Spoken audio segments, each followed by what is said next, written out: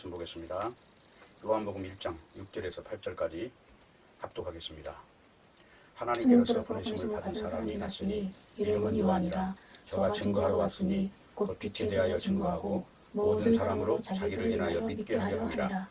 그는 이 빛이 아니요 이 빛에 대하여 증거하러 온 자라. 아멘. 기도하겠습니다.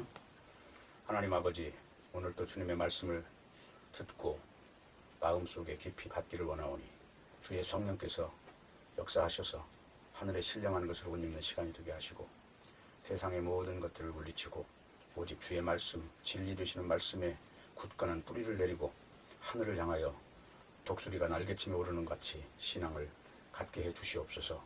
예수님의 이름으로 기도하옵나이다. 아멘. 오늘 요한복음 1장 6절에서 8절까지 있는 말씀을 통해서 증거자 세례 요한이라는 제목으로 말씀을 증거하겠습니다. 본문에 등장하는 세례 요한은 단지 증거자로서 존재하고 있습니다.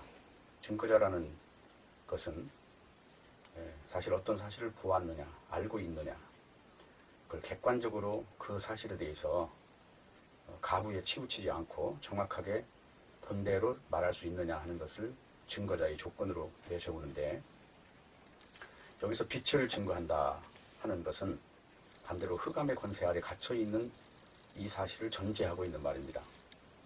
그러니까 요한복음 1장 1절에서부터 보면은 태초에 말씀이 계셨는데 이 말씀을 헬라어로는 로고스라고 하고, 그 로고스라고 하는 것은 어떤 실체, 실상이 드러나기 전에 어떤 구조가 있었다는 것이고 설계가 있었다는 것으로 표현하고 있습니다.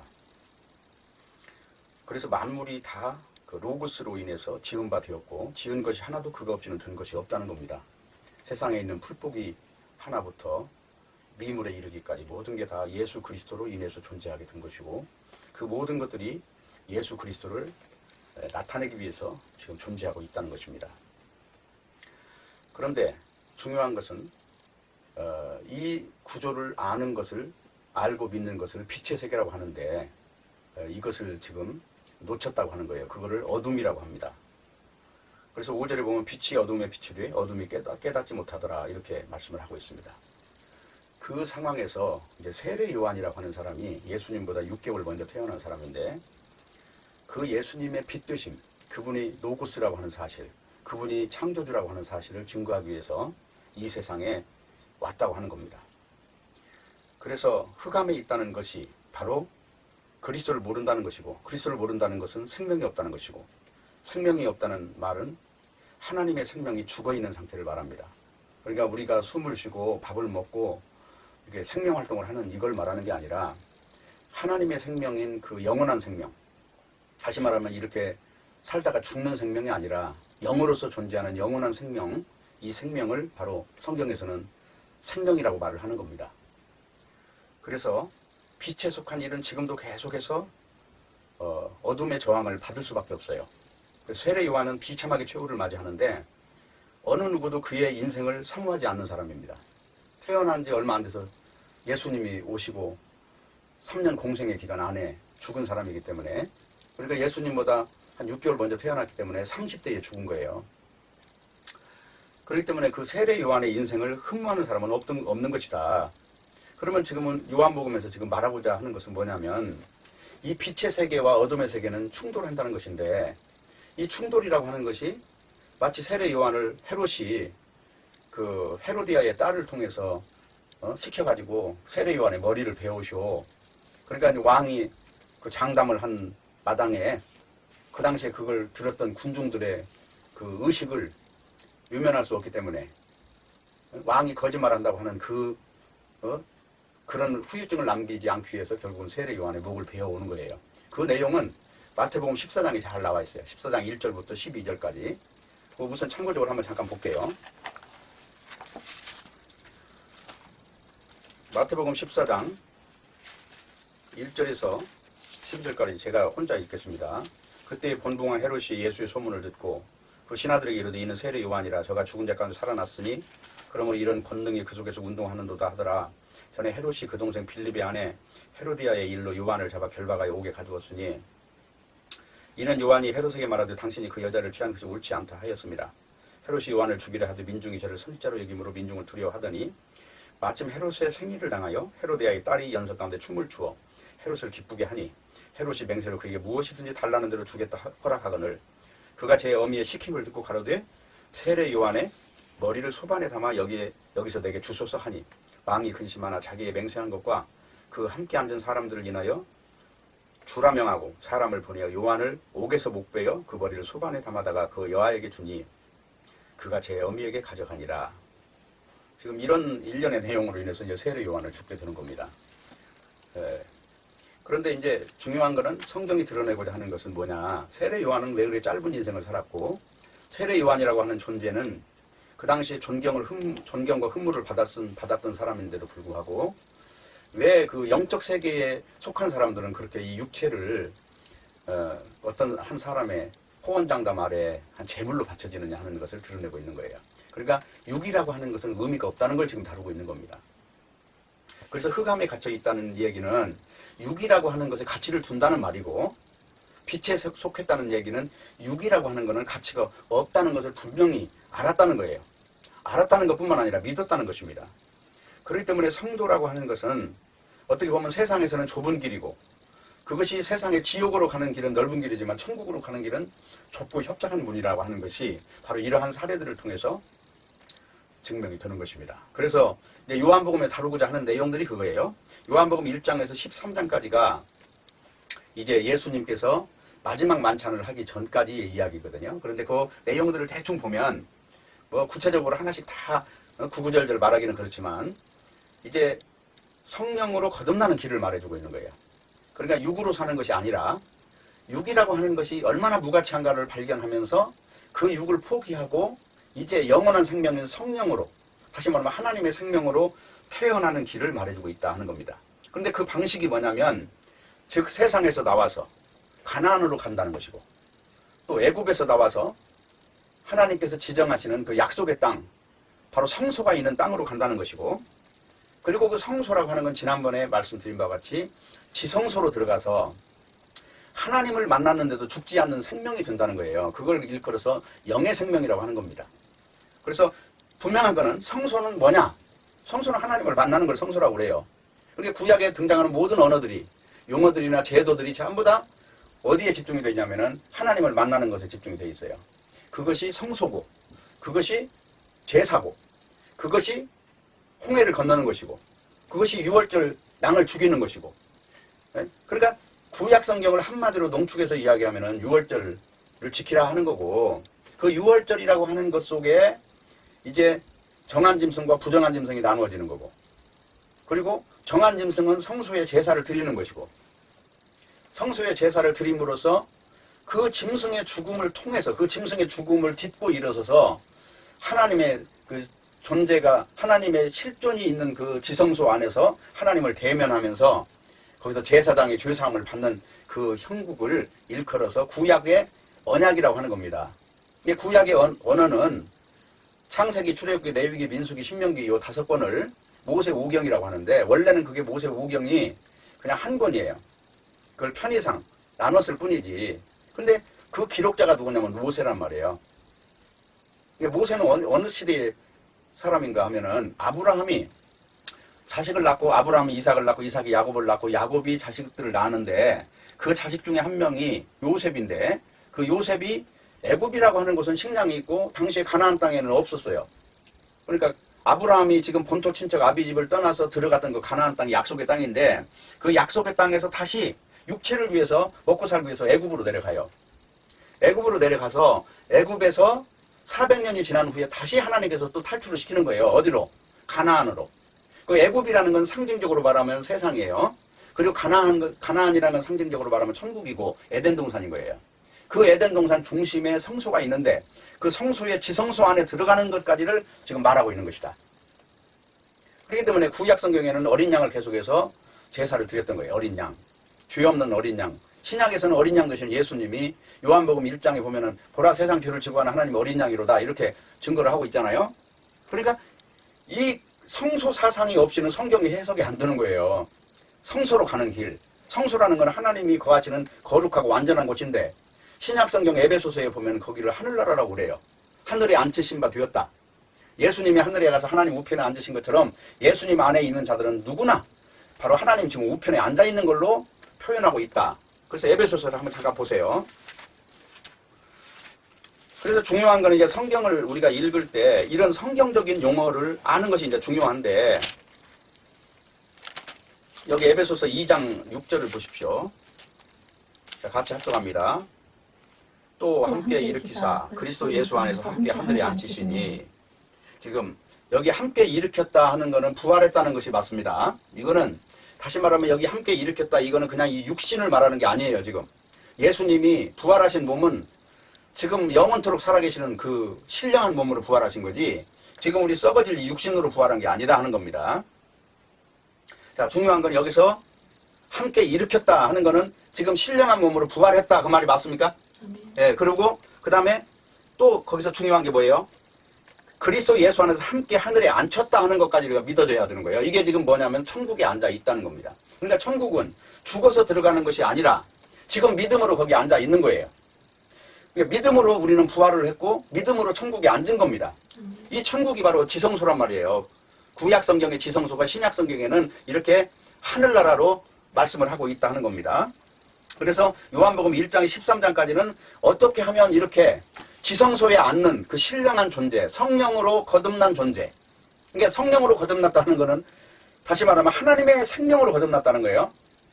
그러면 거듭나는 방법이 뭐냐 하는 것들이 이제 중요할 거 아닙니까? 그 중요한 게 창세기 1장을 잘 보면 태초에 하나님이 천지를 창조하실 때 하나님이 수면에 운행하셨다고 나와요. 1장을 보세요. 이게 이제 창세기부터 시작해서 요한계시록까지는 다른 이야기를 다루는 게 아니고 어떻게 하나님이 창조자가 됐는가, 피조물과 창조주의 그 관계를 다루고 있어요. 그러니까 여기 1장 1절에 보세요. 태초에 하나님이 천지를 창조하시니라. 그 다음에 2절을 보세요. 땅이 혼돈하고 공함에 흑암이 깊음 위에 있고 하나님의 신은 수면에 운행하시니라고 했죠. 여기서 하나님의 신이 누구예요? 성령이란 말이에요. 구약에서는 그래서 성신이라고 그래요. 성신. 신약에서는 성령이라고 하고 구약에서는 성신이라는 용어로 등장을 하신단 말입니다. 그러면 수면에 운행한다는 말은 뭘까요? 지금 신약 성경에서 물과 성령으로 거듭나라는 말도 지난번에 물이라는 건 씻는 개념이 아니라 죽는다고 했죠. 그러면 여기 수면이라는 것이 뭐냐면 죽음에서 생명으로 가는 이 내용을 암시하고 있는 거예요. 그러니까 창세기 1장 1절부터 창세기 3장 마지막 절까지가 성경 전체의 축소판이라고 그랬잖아요. 그래서 이 1장 2절까지만 알아도 요한복음에 벌써 진입이 다 된 거예요. 요한복음 3장까지 해석이 되는 거예요. 하나님의 신은 수면에 운행하셨는데 이 수면에 운행했다, 그 말이 굉장히 중요하다. 그거는 뭐냐면 수면, 다시 말하면 모세가 노아의 방주에 대한 내용을 다 구전으로 알아들었을 거 아니에요. 그 당시에 유대인들한테는 마치 우리가 국어, 산수, 사회, 자연이라고 하는 아주 기초적인 공부를 하듯이, 더하기 빼기를 공부하듯이 유대인들에게는 이 아브라함의 역사를 구전으로 계속 전해주는 거예요. 부모가, 아버지가 13살 때 아이들이 벌써 성인식을 치르기 전부터 모세오경을 다 외울 정도니까 얼마나 많은 이야기를 들었겠습니까? 어렸을 때부터. 그래서 이 수면에 운행하신다는 것은 노아의 방주를 전제하고 하는 것이라니까요. 노아의 방주 사건. 죽음에서 살리는 생명으로 걸어가는 이 과정을 세례라고 하는 것으로 표현을 하고 있다. 그 세례는 씻는 개념이 아니라 죽었다 살아나는 개념을 말씀하고 있다는 것을 지난주에 설교를 했습니다. 그래서 지금 창세기 1장 2절에서 하나님의 신이 수면에 운행하셨다는 얘기는 여기서 벌써 세례라는 이야기가 등장하는 거예요. 이해 가시죠? 네, 그러면 더 중요한 이야기는 요한복음에서 말하는 내용이 뭐냐, 이제 그것이에요. 그것은 성소로 가는 길을 지금 말하고 있는 거예요. 그러니까 성소로 가는 길 때문에 예수님이 내가 길이요 진리요 생명이라고 했던 거예요. 그러면 거기서 복잡하게 생각하지 말고 생명의 길이 뭐냐 이걸 가르쳤더니 길이요 진리요 생명이라고 하니까 막 여러 가지로 해석하지 말고 압축시켜서 생명의 길이 어떤 것이냐 이걸 드러내고 있다 하는 겁니다. 그래서 이 생명의 길이라고 하는 것은 하나님의 생명으로 거듭나야 되는 것이고, 이 하나님의 생명은 하나님과 동행하는 생명이어야 되는 것이고, 그래야 에덴 동산에서 하나님과 동행을 하는 거예요. 근데 오직 이거는 믿음으로만 되는 거예요. 믿음이라는 거는 인간이 조건이 붙는 게 아니라 오직 하나님이 하시는 일을 단지 바라보라는 거예요. 그리고 그것을 응낙하라고 하는 것입니다. 이 조건을 충족하기 위해서 반드시 죽음이라고 하는 것이 얼씬거리지 못하는 존재가 돼야 되는 거예요. 그거를 갖다가 하나님의 생명이라고 그러고 그걸 영생이라고 해요. 한번 생각해 봅시다. 우리 세상 모든 미물들은 태어났다 다 죽는 게 이치인데, 한 번 죽는 것은 정한 이치인데, 여기에 죽음이 없다고 하는 것 개념이 들어올 수가 있나 하는 거예요. 근데 하나님께서는 죽음이 없다는 것을 계속 실증적으로 보여주고 있는 겁니다. 그것을 시편에서 계속 기록하고 있고 육체 밖에서 하나님을 본다고 지금 다윗 같은 사람의 고백을 통해서 그런 말을 하고 있는 거예요. 그래서 유일한 길은 생명의 길 되시는 예수님밖에 없다 하는 것을 지금 요한복음은 다루고 있다 하는 것이고, 요한복음 1장은 예수님은 노고스다. 노고스라는 말은 다른 말이 아니라 말씀이라는 뜻인데, 그 말씀이라는 걸 헬라어로 번역해 보면 그게 빛이라는 얘기고, 그분이 창조의 설계를 했던 분이라는 것이고, 지난주에 이야기했듯이 잠언의 8장에 나온 대로 그분이 창조자다. 그러니까 이 세상에 있기도 전에 계셨던 분이다. 그리고 미카서에는 그분이 태초에 계셨던 분이다. 그리고 이사야서에는 그가 바로 이 만물보다 먼저 계신 분으로 이사야도 역시 그렇게 증거하고 있다. 그러면 단지 이사야와 미가만 그랬느냐? 그것이 아니다. 구약성경의 선지자들은 다 예수님이 창조자로 말씀을 했고, 신약성경에는 사도들은 그 창조자 되신 분들을 직접 목격했고 만져봤고 함께 3년간을 같이 했던 증인들이라 하는 겁니다. 그래서 오늘 중요한 거는 1장은 로고스 창조자를 보여주는 거고, 이분이 참빛이라는 거예요. 그러니까 빛이 있으라 했을 때 그 빛의 그 본질이, 본체가 예수님이라고 하는 거예요. 창세기 1장 이야기죠 지금. 그리고 2장은 창조자로서 물을 포도주로 바꾸는 그 일을 보여주면서 자신이 하나님의 실체인 성전이라고 하면서 이 성전을 헐어라, 내가 다시 사흘 만에 세우리라 하면서 거기서 뭐를 말하냐면 부활을 말을 하고 있는 거예요. 물로 포도주를 만드는 그 사건이 실제로는 그 본질이 그 예수님이 인자로 오셨지만 실제로는 창조자인 분이시다. 그러면서 성전을 이야기하는 거예요. 너희가 보이는 성전을 지금 지었는데 이 보이는 성전 이건 의미가 없어. 중요한 건 내가 죽었다 살아나는 것을 보여줄게. 그게 성전을 지금 다시 세운다고 하는 뜻입니다. 그리고 3장에서는 니고데모와 대화를 통해서 자신이 십자가에 죽으심으로 그 십자가 공로를 통해서 이 세상을 심판할 것이다. 그 십자가가 심판의 기준이 될 것이다. 그리고 십자가를 통해서 거듭나는 길을 마치 모세가 광야에서 뱀을 든 것처럼 예수님도 십자가에 달리시는데 그 공로를 인해서 거듭나게 하는 방식을 주셨다 하는 거고, 4장에서는 수가성의 여인에게 예수님만이 영원히 목마르지 않는 물이시다. 그러면서 너희들이 지금 물을 찾는 방식이 예배다는 거예요. 다시 말하면 예배. 내가 죄를 져가지고 이 죄를 어떻게 사하느냐 그러면 그리심산이나 예루살렘에서 양을 가지고 죽이는 제사를 드렸잖아. 그런데 사실은 이 제사가 누구냐? 내가 바로 메시아인데 나를 만나면 제사가 다 완성된 사람이 되는 거야. 다시 말하면 예배라고 하는 것이 구약에는 제사예요, 제사. 그러니까 너희들이 계속 예배를 드리고 있지만 사실은 예배라는 것이 나를 지금 만나라고 하는 것이야. 그래서 요한복음 4장에서는 수가성의 여인이 예수님을 만남으로써 내가 메시아를 만났다 하면서 너희가 예배를 여기서도 드리는 게 아니고 저기서 드리는 게 아니라 메시아가 오면 예배가 완성이 되는 거야. 그러면서 예수님을 믿는 것을 일컬어서 예배 드리는 것이라고 말을 하고 있어요. 그리고 5장에서는 베데스다 연못에서 38년 된 중풍병자를 온전케 하시면서 사람이 율법을 지켜서 의로워진다는 것은 마치 중풍병자가 자기가 온전해지려고 베데스다 연못에 뛰어드는 거예요. 근데 여기 지금 예수님은 베데스다 연못에서 물속에 넣어가지고 고친 게 아니에요. 예수님 말씀 한마디로 고친 거지. 일어나 걸어가라. 그러니까 베데스다 연못에서 기다리고 있었지만 그는 예수님의 말씀 한마디를 들음으로써 그는 바로 온전한 사람이 됐던 거예요. 그러니까 지금 요한복음 1장에서부터 5장까지가 이런 이야기예요. 그리고 6장에서는 이제 오병이어의 기적을 통해서 5,000명을 먹입니다. 근데 5,000명을 먹이는데 거기서 또 부차적인 설명을 해요. 야, 너희들은 지금 내가 떡을 줘서 나한테 왔는데 사실은 너희들은 진짜 먹어야 될 떡이 이 떡이 아니라 이 나를 먹어야 돼. 내 살을 먹고 내 피를 마시지 않는 자는 영생을 얻을 수 없어. 그것이 요한복음 6장 이야기다 하는 거예요. 그리고 7장에서는 전통에 사로잡힌 유대교의 실체가 결론은 사탄에게 속했다 하는 것을 가르쳐주는 거예요. 너희 아비는 사탄이다. 요한복음 7장 이야기가 그겁니다. 그러니까 유대교라고 하는 그 종교는 예수님이 오셨는데도 율법을 지키느라고 예수님을 못 만난 거예요. 왜 율법을 지키느라고 예수님을 못 만났겠습니까? 성경은 율법이라고 하는 것을 자기가 죄인인 걸 깨닫게 하려고 줬다는데 당시에 종교 지도자들은 율법을 지키면 선한 사람이 되는 줄 알았단 말입니다. 어떤 기준을 율법에다 둔 거예요. 성경은 새 생명을 받으라고 하는데 이 짧은 육신의 생명을 가지고 가치를 줬던 거예요. 그래서 율법을 지키는 자는 의로운 자고 안 지키는 자는 더러운 자라고 해서 세리와 창녀를 비웃었던 그 바리새인들의 그 모습을 보면 그걸 잘 알 수 있잖아요. 그래서 인간의 실체는 창녀가 됐든 세리가 됐든 바리새인이 됐든 하나님의 눈으로 볼 때는 전부 사실은 거름더미 속에 던져져 있는 존재들이고, 한마디로 구역질하는 시궁창 속에서 기생하고 있는 벌레, 부정한 벌레로 보고 있는데, 바리새인들은 율법을 잘 지키면 깨끗한 존재로 변하는 줄 알았다 하는 거예요. 그래서 거기서 충돌이 일어나는 겁니다. 그러니까 요한복음은 계속해서 이런 이야기를 하고 있어요.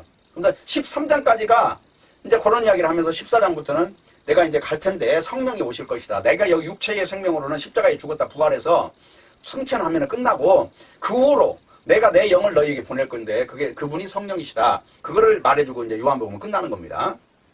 그러니까 중요한 거는 예수님이 이제 여기 구약 성경에 나오는 그 뭐 무슨 유대교가 지키는 유월절이니 초막절이니 뭐 오순절이니 막 이런 많은 절기들이 있잖아. 이런 절기들이 결국은 뭘 말하냐면 할례를 받으라는 것에 초점을 두고 있는 거예요. 할례 받았다는 얘기는 네가 지금 옛날에 태어난 존재가 아니라 새로운 존재로 변했다는 것을 말하고 있는 거고, 신약 성경에는 그걸 세례로 이야기하고 있어요. 골로새서에서는 세례 받았냐? 이 말은 물속에 들어갔다 나왔냐? 이것을 말하는 게 아니라 죽었다 살아났느냐 하는 그 믿음을 가지고 있느냐, 그 믿음을 하나님이 너에게 주어서 지금 네 자체가 이 세상 사람하고는 구별이 됐느냐, 마치 굽이 하나만 있던 존재가 굽이 쪼개진 존재로 변했느냐. 그러니까 정결한 짐승은 굽이 갈라졌다는 거잖아요. 갈라졌고 책임질을 한다는 거예요. 굽이 갈라졌다는 얘기는 지금 세상과 다르다는 거예요. 그리고 책임질 한다는 거는 이게 뭐냐면 하나님의 언약을 계속해서 놓치지 않는 걸 말하는 거예요. 되새김 한다는 거는. 그리고 그러한 존재로 변했느냐 하는 거예요. 그러니까 육체의 희망을 두어서는 안 된다는 얘기를 계속 하는 겁니다. 세례 요한을 일찍 죽게 함으로써 지금 세례 요한은 단지 나는 광야에 외치는 소리다는 거예요. 그 뭐예요? 자기 존재감이 없는 거예요. 나는 쇠하여 하겠고 그는 흥하여야 하리라. 그 말은 뭐예요? 자기는 이름 자체도 의미가 없는 거예요. 왜냐하면 예수님을 위해서 그냥 단지 주의 길을 곱게 하고 광야에 외치는 소리에 불과한 건데 지나가는 형적이에요. 근데 인간들은 선악과를 먹고 난 뒤에는 계속 자기 존재감에 시달리는 겁니다. 어디 가서 기분 나쁜 이유를 보면은 자기를 무시했다는 거예요. 자기한테 박수를 안 보내줬다는 거예요. 나는 저 커튼 뒤에 숨겨져 있다는 거예요. 그런 걸로 인해서 인간들이 투쟁하고 그것을 갖기 위해서 싸우는 겁니다. 그것이 선악과를 먹고 난 이후의 모습이거든요. 근데 솔직히 이야기해서 이 육체는 썩어질 육체예요. 잠시 잠깐 오면 안개처럼 없어지는 존재를 우리가 역사가 기록하고 있는 뭐 지금 위인들이라고 해도 그 위인들이 어느 순간에 수없는 정보가 있다 보면 그들은 다 사라지는 거예요. 더 위대한 영웅이 나오면 덜 위대한 것들은 없어져 버리는 거, 묻혀버리는 것이거든요. 근데 우리는 이 선악과를 먹고 난 이후의 존재이기 때문에 이런 데 시달린다 하는 겁니다. 근데 세례 요한은 이 존재감이 없었다 하는 겁니다. 그래서 이 이야기를 뭐라고 한마디로 얘기하냐면 증거자라고 하는 거예요. 증거자라는 거는 주제가 아니라는 거예요. 그냥 객관자라는 거예요. 어떤 사실을 봤느냐, 봤으면 그것이 검은색이더냐 흰색이더냐 이런 것에 대한 질문에 대한 정확한 답변만 하면 되는 거예요. 그러니까 증인이라고 하는 거는 2명 이상이 해야 되는 거예요. 왜? 거짓이 섞이면 안 되기 때문에. 그러니까 증거자 그 말은 거짓이 없다는 걸 전제하고 있는 겁니다. 그래서 예수님도 고향에 들어가서 회당에서 가르치니까 사람들이 깜짝 놀라요. 이 지혜가 도대체 어디서 나왔냐. 근데 문제는 이 지혜로운 예수님의 말씀을 들었으면 예수님을 따라야 되는데 오히려 예수님을 배척을 해요. 그 말은 무슨 말입니까? 예수님은 육신을 이야기하지 않고 지금 신령한 세계를 이야기하니까 육신에 도움이 안 되는 거예요. 그리고 그 사람들은 예수님이 기껏 해봐야 목수의 아들인데 저 사람이 저렇게 지혜로워봐야 내가 그 사람의 뿌리부터 아는데. 그러니까 우리 인간들의 이 상식이나 의식 구조를 보면 전부 육신에 근거하고 있어요. 저 사람이 잘생겼냐 못생겼냐, 말을 잘하냐 못하냐, 학교를 어디서 공부를 했고 상을 뭘 받았냐. 네? 그러니까 이 전부 육신에 근거한 의식 구조 때문에 결국은 이 신령한 세계를 못 만난다는 거예요. 그래서 육신의 한계라고 하는 거는 우리들의 육의 사람들의 눈에 보이는 예수님은 단지 육신으로 근거한 그 세계관으로 볼 수밖에 없다는 것이고, 이 육신이라고 하는 존재를 초월하지 못하면 결국은 거듭나는 길은 없는 거예요. 그래서 중요한 거는 본문에서 세례 요한이 등장하는 거는 세례 요한의 의로움을 지금 말하려고 지금 등장시키는 게 아니에요. 세례 요한이 뭘 말했느냐, 그리고 왜 죽었느냐 이걸 말함으로써 진리와 생명이 이 세상 육체에 근거한 이 세상에서 바라보는 그 가치관을 지금 말하려고 하는 겁니다. 그러니까 육체에 근거한 존재들은 이 십자가 이야기라든가 영생이라든가 또는 무슨 뭐 영원한 성소로 들어가는 이야기에 대해서 아무런 가치를 못 느낀다는 겁니다. 그래서 쉽게 말하면 떡 하나 준다고 그러면 깜짝 눈을 부릅뜨고 그걸 받으려고 하지만 영생이니 천국이니 이런 이야기를 하면 졸리면서 잠을 잔다 하는 거예요. 그래서 예수님께서는 마태복음 11장 12절에 보면은 세례 요한에 대해서 여인이 낳은 자 중에서 제일 위대한 사람이라고 지금 말을 하고 있어요. 그 위대하다는 이야기는 딴 이야기가 아니에요. 자기 부정, 쉽게 말하면 자기 존재감이 없는 존재로 지금 드러내고 있는 겁니다. 그러니까 이런 존재는 사실은 그 당시에 제사장의 아들로 태어난 사람인데 이 사람이 그리고 그 아론의 지파, 그러니까 그 쉽게 말하면 그 레위 지파가 원래 아론의 지파예요. 그러니까 저 야곱의 아들 12명이 있는데 첫 번째 아들이 루벤이고 두 번째 아들이 시몬이고 세 번째가 레위고 네 번째가 유다고 막 이렇게 나오는데 그 아들들 중에서 레위 지파에서 바로 이 아론이라는 사람이 나와요. 모세도 아론 레위 지파에서 나오고 그 지파에 속한 제사장 지파란 말이에요. 그러면 제사장이면 성전 안에서 제사를 지내야 되는데 이 세례 요한은 광야에 가서 약대 털옷을 입고 메뚜기와 석청이나 먹고 그러면서 사람들한테 회개의 세례를 베풀었다는 거예요. 그럼 회개의 세례라는 게 뭐냐 그러면 뭘 자기가 잘못한 것을 잘못했습니다. 이걸 회개라고 생각하는데 그런 개념이 아니에요. 전부 이 육에 속한 존재를 영에 속한 존재로 바라보게 만드는 어떤 그 회개를 말하고 있는 겁니다. 그래서 이사야는 그에 대해서 광야에 외치는 자의 소리라는 별명을 붙였고 그리고 소리라는 거는 그냥 메시지를 전하는 데 목적이 있는 거지 그 실체가 없는 것이라 하는 것을 알 수 있는 것이고 세례 요한은 어머니 뱃속에서부터 예수님을 좋아했습니다. 예수님을 잉태한 마리아가 다가보자 요한은 어머니 엘리자벳 뱃속에서 기뻐서 뛰놀 정도로 좋아했어요. 그는 예수님을 보면서 세상 죄를 지고 하나님의 어린 양이라고 하는 그 증거를 했고 그의 관심은 오직 예수님 한 분뿐이었습니다. 그래서 요한복음의 주제는 예수 그리스도가 하나님의 아들이라는 것이에요. 요한복음을 기록한 목적은 예수님이 하나님의 아들인 것을 모든 사람이 알고 구원을 얻게 하려고 기록한 것입니다. 그래서 하나님께로 보내심을 받았다 하는 얘기는 예수님을 증거하라는 뜻이지 다른 뜻이 아니에요. 그래서 이제 중요한 것은 그는 단지 광야에 외치는 자의 소리였다는 것이 중요한 것이고 마태복음 3장 11절에 보면 나는 너희를 회개케 하기 위하여 물로 세례를 주거니와 내 뒤에 오시는 이는 나보다 능력이 많으시니 나는 그의 신을 들기도 감당치 못하겠노라. 그는 성령과 불로 너희에게 세례를 주실 것이요. 이렇게 이야기를 하고 있어요. 그러니까 세례 요한의 실체를 보여줄 그냥 단지 모형의 인생을 산 사람이에요. 마치 손가락처럼 달을 가리키는 존재로 살다 간 거예요. 본인이 빛이 아니라 빛을 증거하는 존재였다는 겁니다. 그러면 여기서 성령과 불로 세례를 준다는 뜻은 무엇입니까? 그거는 불은 소멸한다는 뜻이에요. 그게 뭘 소멸한다는 뜻입니까? 우리의 육을 소멸한다는 거예요. 그러니까 우리가 참 이해할 수 없는 거는 우리 육신이 버젓이 살아있는데 이걸 성령으로 다 태워버렸다고 하는 것이거든요. 이건 영적으로 일어난 사건이라는 거예요. 이걸 믿으라고 하는 겁니다. 그래서 이제 사도행전 2장 1절에 보면 오순절 날이 이미 이름에 저희가 다 같이 한 곳에 모였더니 호련히 하늘로부터 급하고 강한 바람 같은 소리가 있어 저희 앉은 온 집에 가득하며 불의 혀같이 갈라지는 것이 저에게 보여 각 사람 위에 있더니 저희가 다 성령의 충만을 받고 성령이 말하게 하심을 따라 다른 방언으로 말하기를 시작하니라. 지금 여기에 불로 소멸되고 성령으로 태어난 모습이에요. 그러면 여기서 다른 방언은 뭐예요? 땅의 소리가 아니라 천국의 소리가 다른 방언이에요. 지금 오늘날 교회에서 알아들을 수 없는 말을 하는 것이 아니라 육의 소리가 아니라 영의 소리를 했다는 거예요. 그러니까 지금 여기 사도행전 2장 1절에 보면 각 사람 위에 불이 임하여서 다 태웠죠. 이거 영적으로 일어난 사건이죠. 근데 이들은 죽었어요, 살았어요? 이 죽었는데 살았다고 하는 이야기가 이거예요. 그럼 어떻게 중요해? 이건 영적으로 이렇게 하나님께서 소멸시켜버린 거기 때문에 이건 하나님께서 언약하신 일이 그대로 일어난 일이고 이 사건은 인간 육체의 부정을 통해서 인간 육체가 부정한다는 건 이 육체는 거짓말이다. 이건 거짓이다. 이거 살아있는데 이게 살아있는 게 아니다. 이렇게 증거하는 것을 일컬어서 육체를 부정하는 것이라 하는 겁니다. 그래서 이걸 좀 더 알아보려면 로마서 6장 3절 9절을 보면은 무릇 그리스도 예수 합하여 세례를 받은 우리는 그의 죽으심과 합하여 세례 받은 줄 알지 못하느냐. 그러므로 우리가 그의 죽으심과 합하여 세례를 받음으로 그와 함께 장사되었나니 이는 아버지 영광으로 말미암아 그리스도를 죽은 자 가운데 살리심과 같이 우리로 또한 새 생명 가운데 행하게 하리 하매니라. 만일 우리가 그의 죽으심을 본받아 연합한 자가 되었으면 또한 그의 부활을 본받아 연합한 자가 되리라.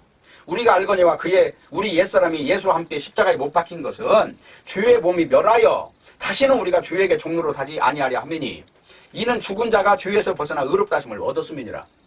여기서 죄와 의가 있는데 우리가 죄의 몸이 멸하였다고 하는 얘기예요. 지금 멸하였다 하는 것은 지금 사도행전에서 일어난 일이 그대로 든 겁니다. 지금 육체를 하나님께서는 성령이 불로 태워서 죽인 거예요. 죽이고 새 생명이 다시 시작된 거예요. 이 새 생명은 이걸 성소에 들어가는 생명, 죄 없는 생명, 거룩한 생명, 영원한 생명, 하나님의 생명이라고 말을 하는 것입니다. 그래서 이 다시 태어난 이 몸을 로마서 8장 2절부터 이렇게 이야기해요. 이는 그리스도 예수 안에 생명의 성령의 법이 죄와 사망의 법들을 해방하였습니다. 해방했다는 얘기는 뭡니까? 죄와 사망의 감옥에서 감옥의 문을 열고 꺼내줬다는 얘기죠. 날개를 묶었던 존재를 날개를 풀어줬다는 얘기죠. 이것이 해방이에요. 죄와 사망이라고 하는 것에서 온전히 자유를 얻은 겁니다. 이 자유를 얻었다는 얘기는 죄와 사망이라고 하는 법조항이 없어졌다는 것이고, 없어졌다는 건 법이 죽은 것이고 법에 대해서도 죽은 거예요. 그래서 골로새서를 보세요. 이거는 우리가 성경에서 이야기하는 이 말씀에 대해서 왈가왈부할 문제가 아니라 성경책에서 말하는 내용이 그대로 진리로 그냥 받아들이고 믿는 것이 중요하다 하는 겁니다. 그래서 골로새서 2장을 한번 보세요.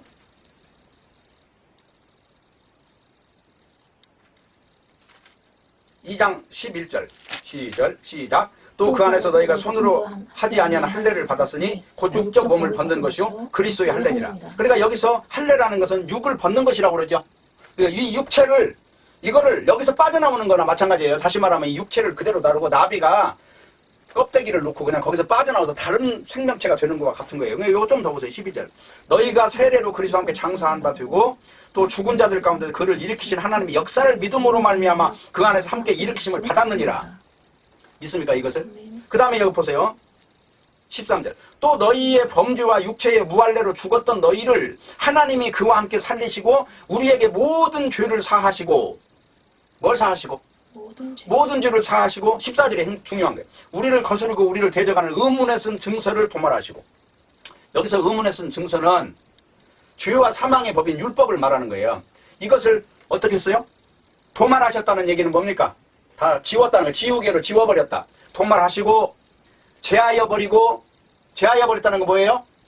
다 태워서 없애고 십자가에 못 박으시고 뭐 십자가에 못 박아버렸다는 거는 제하여버리고 태워버리고 없애버리고 죽여버렸다는 얘기죠. 그러니까 여기는 법조항도 죽은 것이고 그 법에 쉽게 말하면 조항에 적용돼서 죄인이라고 하는 이 구조 속에 그 감옥에 갇혀있는 존재를 해방시켰다는 겁니다. 이게 성경의 이야기다 하는 겁니다. 그래서 로마서 8장 2절에 10절에 있는 이야기가 그렇게 중요한 거예요. 그리스도 생명의 성령의 법이 죄와 사망의 법에서 해방했다. 이것을 믿습니까? 이걸 믿는 것을 일컬어서 새 생명이라고 하는 거예요. 그래서 이 죄에 잡혀있는 존재는 결론적으로 거룩함을 얻지 못한 거죠. 믿음이 없다는 얘기죠. 자, 조금 더 보겠습니다. 3절. 로마서 8장 3절에 육신이 율법이 육신으로 말미암아 연약하여 할 수 없는 그것을 하나님이 하셨다는 거예요. 어떻게? 곧 죄를 인하여 자기 아들을 죄인은 육신의 모양으로 보내요. 육신의 죄를 정하여 육신을 쫓지 않고 영을 쫓아 행하는 우리에게 율법의 요구를 이루어지게 하려 하십니다. 율법의 요구는 뭐예요? 육신을 죽이는 것이 율법의 요구예요. 결국은 율법이라고 하는 것 앞에 서면은 다 죽어야 돼, 다. 하나도 숨 쉴 수가 없어요. 탐심 하나만 가지고도 그는 지옥 밑바닥에 떨어져야 되는 거예요. 근데 인간은 평생을 탐심을 부리며 살다가는 거거든요. 에피투미아라고 하는 그 말이 탐심이라는 뜻인데 그게 뭐냐면 종교적으로 우월한 자가 된다는 것이고 자기를 중심으로 전도한다는 것이고 내 기도가 응답받았다는 주장인 것이고 그래서 성경에서 기도하라는 말은 어떻게 보면 내가 무엇을 먹을까 무엇을 입을까 염려하지 말라는 것은 기도에 속하지 않는 거예요. 성령을 받는 것만이 기도예요. 그 마태복음 보시면은 기도의 응답이 뭐냐 누가복음에 가면 그게 정확히 나오잖아요. 구하는 자에게 성령을 주시지 않겠느냐.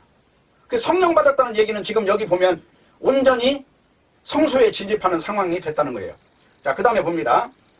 5절. 육신을 쫓는 자는 육신의 일을 영을 쫓는 자는 영의 일을 생각하나니 육신의 생각은 사망이요 영의 생각은 생명과 평안이니라.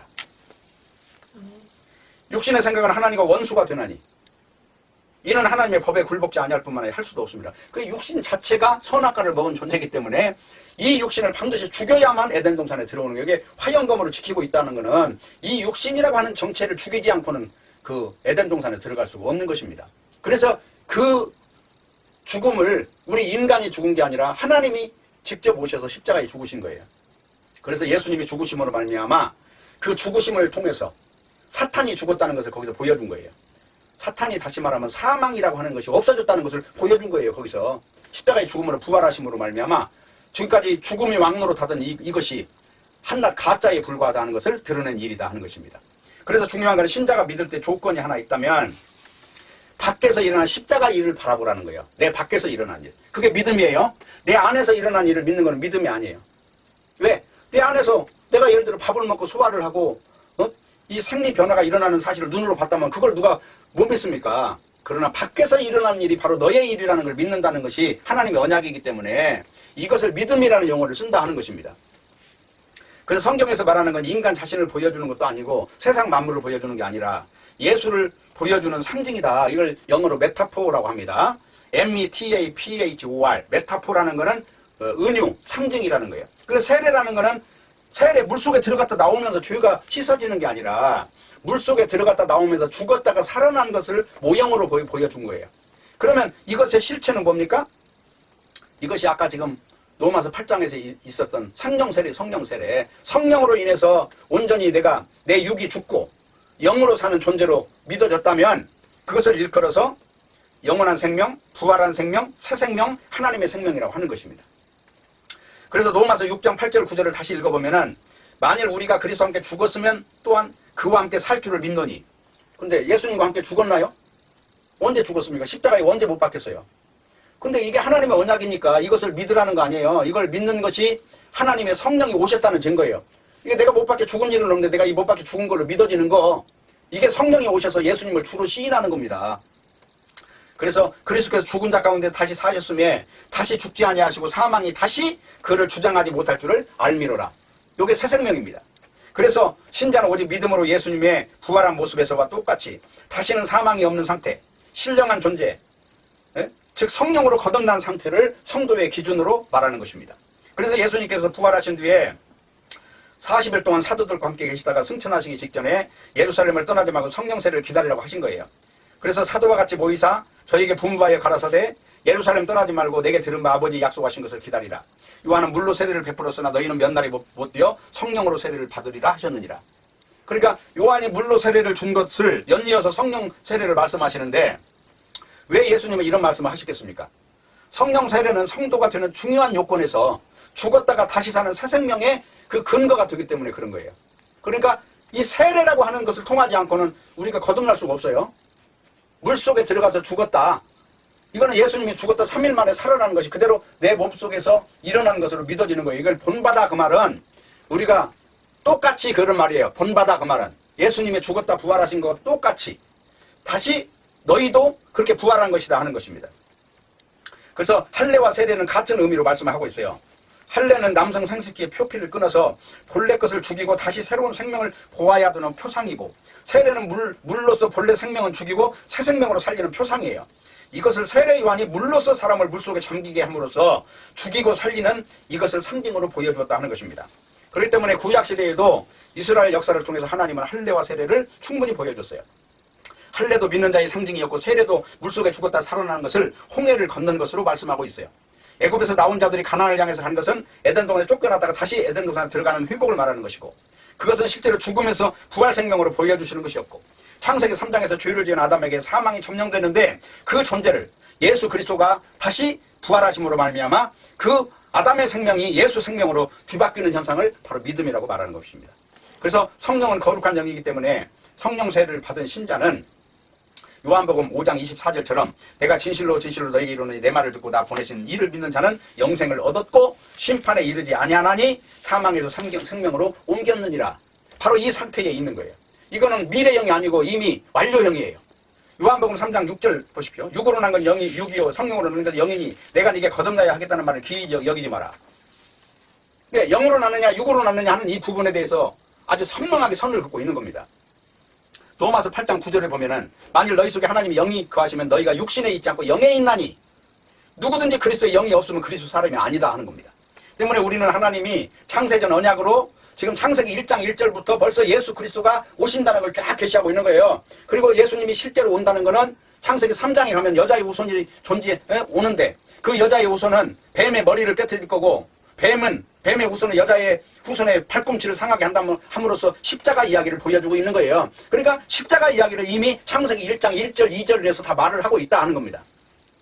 그렇기 때문에 이거를 창세전 언약이라고 하는 거예요. 그러니까 빛이 있으라 하기 이전부터 벌써 예수님이 오시는 것이 다 등장하고 있는 겁니다. 자, 예수님을 십자가에 죽인 거는 그러면 그 뭐 때문에 그렇게 유대인들은 죽였을까? 그래서 사탄에 속한 자와 하나님께 속한 자는 어떻게 다르냐? 사탄에게 속한 자는 자기 존재성으로 살아요. 다시 말하면 헤롯이라고 하는 사람이 그 세례 요한을 죽였는데 알고 보면 헤롯이 죽인 것도 아니에요. 헤로디아가 죽인 거고 헤로디아 딸이 죽인 거고 그 다음에 그 군중들이 그 헤롯 왕을 왕권을 존중해주는 어떤 그 박수치는 부대 때문에 죽인 거고 그렇기 때문에 이 세례 요한을 죽인 것이 단지 헤롯이냐? 그렇지 않다 하는 거예요. 인간의 모든 존재성이 죽인 것이다. 예수님을 죽인 것도 마찬가지예요. 당시에 유대교가 자기 의를 내세워야 되는데 자기 의를 묵살하는 예수님에 대해서 달갑지 않으니까 죽여버린 거예요. 그러니까 오늘날도 내 존재성이 중요한 존재들이 사실은 다 예수님을 죽이는 존재라는 거예요. 나의 이름이 귀하고 내가 큰 자로 존재하고 싶고 내가 뭔가 내 존재감을 누구 앞에서 나타내고 싶고 하는 모든 것들이 사탄의 흔적들이라는 거예요. 그래서 중요한 거는 나라고 하는 존재를 위해서 사는 존재가 복음 앞에서 그걸 내놓을 수가 없겠죠. 그렇기 때문에 우리는 그런 죄성을 덮어주시는 그 은혜를 알아야 돼요. 깨끗하다고 하니까 우리가 뭐 죄가 없어서 깨끗하다고 하는 게 아니라 예수 그리스도의 은혜가 그걸 덮어줘서 깨끗하다는 얘기인데 본질적으로 자기가 죄를 짓기 이전에 선악과를 먹기 이전의 존재인 줄로 착각하면 곤란하다 하는 것입니다. 그래서 하와가 뱀에 의해서 선악과를 바라볼 때 이미 자기 존재라는 함정에 빠진 거예요. 그래서 자기 존재를 구축하다 살다 가는 것이 인간인 것이고 인간에게서 가장 중요한 문제는 다른 게 아니라 자기 존재감이에요. 근데 문제는 이것이 결국은 하나님께서 원하시는 그 풍성한 생명을 누리지 못하는 원인인 것이고 그렇기 때문에 이런 뿌리 깊은 본성의 악이 우리 속에 있다는 것이고 누구든지 지금도 예수를 믿고 있어도 여전히 자기 존재감을 위해서 아마 소리치며 살고 있을 것이라 하는 겁니다. 착한 일 몇 가지 해놓고 인생의 보람을 느끼는 나에게 성령을 보내신 이유는 나는 죽은 자라는 것을 드러내는 방식이에요. 그러니까 계속해서 나라고 하는 존재가 살아있을 때 날마다 죽는 방식으로 가는 이유는 그거예요. 우리는 날마다 사는 방식으로 가는 게 아니라 날마다 죽는 방식으로 나아가는 것입니다. 그래서 성령이 인도하는 길인 것입니다. 저는 여러분에게 묻겠습니다. 자기 존재를 버리고 자기 부인을 하면서 살 자신이 있습니까? 이것은 세상에 날 때부터 죽는 순간까지 산속에 틀어박혀 수행을 해도 안 되는 일이에요. 이러한 인간이 예수를 믿는다는 것은 기적이고 이것이 하나님만이 하실 수 있는 일이에요. 제자들이 물었어요. 그럼 어떻게 하면 하늘나라에 들어갑니까? 사람은 할 수 없어도 하나님은 할 수 있느니라. 그런 존재를 예수 그리스도를 십자가에 죽게 하심으로 그 예수 그리스도와 연합하는 이 놀라운 이 세례의 방식을 통해서 건져주시는 그 은혜를 믿고 그리고 이러한 일을 하시는 분이 인간이 아니라 전능하신 하나님의 힘으로 하시는 것이고 이걸 성경에서는 하나님의 열심이라고 하는 것입니다. 그래서 오늘날 믿는 자가 한 명 발생했다면 이게 하나님의 놀라운 열심의 결과라는 것을 시인해야 되는 것이고 하나님의 전능하심 속에 택하신 자기 백성으로 하여금 예수를 믿게 하고 십자가의 길을 가게 하는 것입니다. 그래서 신자는 악한 자신의 존재성 안에서 하나님의 위대하심을 발견하면서 그 하나님의 일하심만을 높이고 감사하는 삶을 살게 되는 것입니다. 기도하겠습니다. 하나님 아버지, 오늘 또 증거자 세례 요한에 대한 말씀을 들었습니다. 우리는 본래 소리에 불과한 존재이고 그림자에 불과한 존재이고 빛의 반사체에 불과한 존재입니다. 우리 존재에 대해서 아무런 존재감을 갖지 않게 하시고 하나님만을 바라보며 즐거워하는 저희들이 될 수 있도록 인도해 주옵소서. 예수님의 이름으로 기도합니다. 아멘.